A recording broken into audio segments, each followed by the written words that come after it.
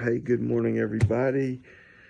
Sorry I'm a little late this morning, just running behind. I know you're out there trying to faith the day, and hopefully you'll get a chance to check in here. We're in Psalm 78. Psalm 78 is a long psalm. So much of Psalm 78 is it's kind of a Hebrew history lesson and a recount of history. You've heard we have to learn from history, or history repeats itself, and that sort of thing. And I've actually heard it said that the only thing that history actually teaches us is that we fail to learn from history, and we just get caught in this cycle. Um, so the history lesson, it really starts in about verse 12, and he just he just recounts so many things, but in the process of pointing out the things that God did, he's really making reference to the fact of how the people just always were obstinate or arrogant, or they didn't trust, or they weren't loyal. They didn't stay the course. He talked about how he brought them through the 40. He brought them out of Egypt. He brought them into the wilderness. As soon as they got thirsty, they started fussing and complaining. He had to give them water out of a rock. He was feeding them with manna every day. They started complaining about that. They wanted quail, and so he sent them a bunch of quail. And but it was kind of as he sent it to them, it was also kind of his anger being fueled at them. He reminded them of all the plagues that went through Egypt, and how all these terrible things came upon the Egyptians, but he brought them out safe and secure. How he brought them into the promised land. He gave it to them, and yet they still turned to idols. And all the way down to him choosing David to be his king and to rule his people.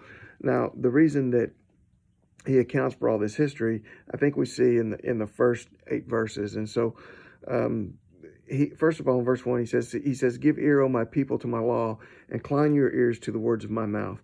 I will open my mouth in a parable, and I will utter dark sayings of old." He's saying, listen, I need you to really listen. He's saying, I need you to really take heed to my word. I need you to not just hear it. I need you to listen to it. I need you to obey it. I need you to take it into your heart, and I need you to let it fuel your faith, and to let it be the foundation from our lives. And then he says, we will not hide them. Verse 4, he says, we will not hide them from their children, telling to the generation to come the praises of the Lord and his strength and his wonderful works that he has done.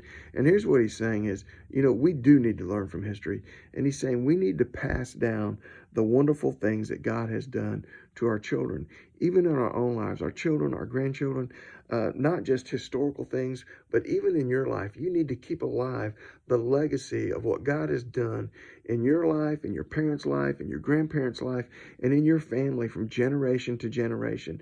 This can fuel the faith of our children and our grandchildren. It can be a source of strength and a rock for them. He says in verse 6, so that the generation to come might know them, the children who would be born, that they may arise and declare them to their children, that they may set their hope in God and not forget the works of God, but keep his commandments.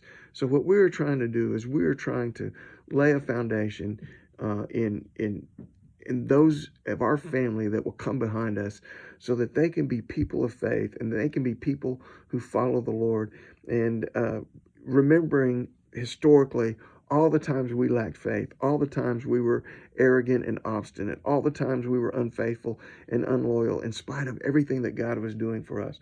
So let's speak of the wonderful works of God. We teach and encourage our kids in so many different areas in their lives. How about let's make sure they have a foundation of obedience to the faithful and empowering Word of God and the gospel of Jesus Christ that will walk with them and uphold them in their lives. Let us learn from history and learn that we have a responsibility to make sure that our kids come to know the Lord, seek the Lord, and follow the Lord. And the best way that happens is when they see it in mom and dad, and in grandma and grandpa, and in the generations before, and they see the mighty hand of God at work in their families. So take this word, take Psalm 78, give it a read if you like, or actually give it a read, not just if you like, give it a read, because it is his word, and it is a foundation for us. Psalm 78, get out there, faith the day with your family. And love you guys. God bless you. Bye.